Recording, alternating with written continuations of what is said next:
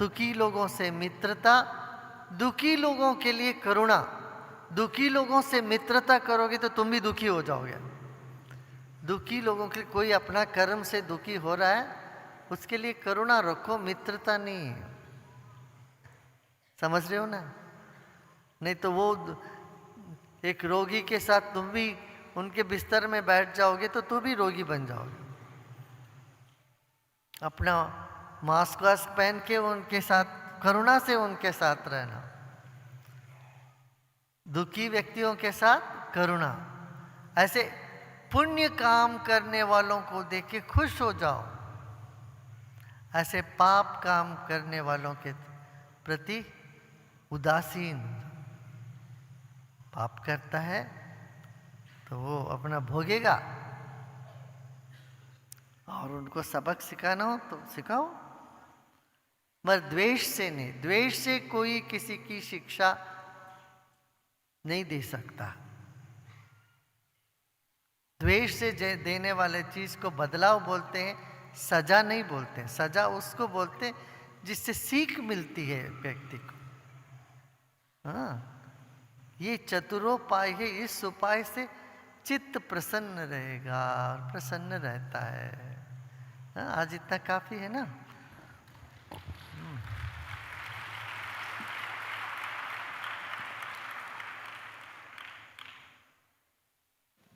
Hello गुरुदेव, एक प्रश्न है।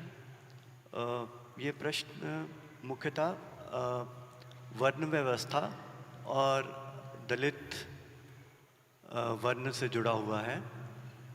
आपने एक सत्संग में कहा था कि सभी वर्ण समान हैं और उनमें कोई भी ऊंच नीच या छोटा बड़ापन नहीं है।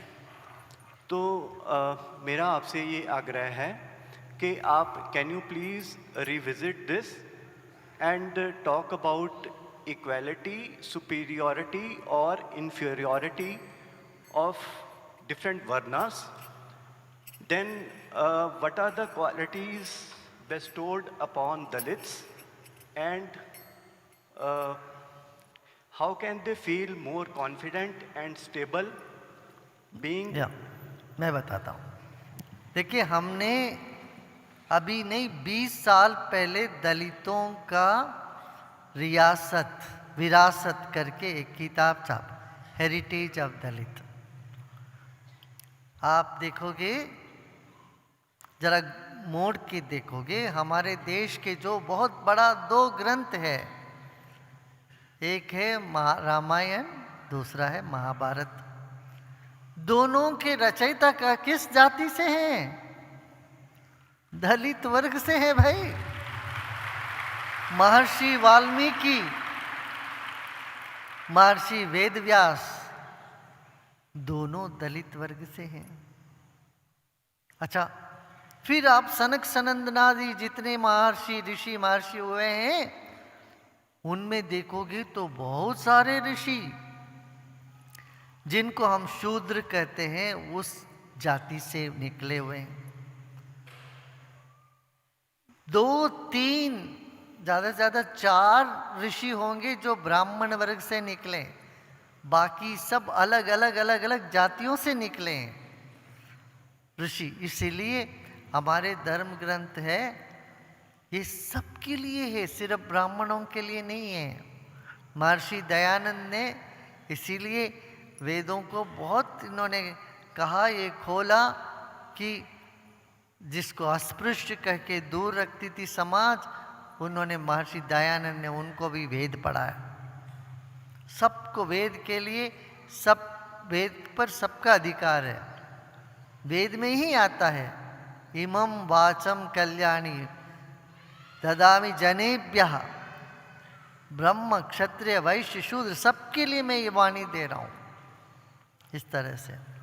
इसलिए ये जो वर्ण भेद है, ये विराट पुरुष के विभिन्न अंग है। हाँ, शूद्र को कहते हैं, समाज के चरण है वो। अब सेवा, चरण सेवा करते हैं, पाद पूजा करते हैं कि सिर की पूजा करते हैं? कोई पूजा कहाँ होती है? पाँव की पूजा होती है कि सिर की होती है? पाँव की सिर पर आशीर्वाद देते हैं, सिर ठीक रहे, और पाँव पड़ते हैं, चरण छूते हैं। अरे चरण छूते तो चरण से निकला, विराट पुरुष के चरण से निकला शूद्र, वो पूजनीय है कि नहीं? सच में पूजनीय भाई। इसलिए हम सब समान है, सबको सम्मान देना चाहिए। सबका अपना अपना स्वभाव, अपना अपना कर्म है। आज इतने में रखते हैं, अभी थोड़ी देर ध्यान करते हैं।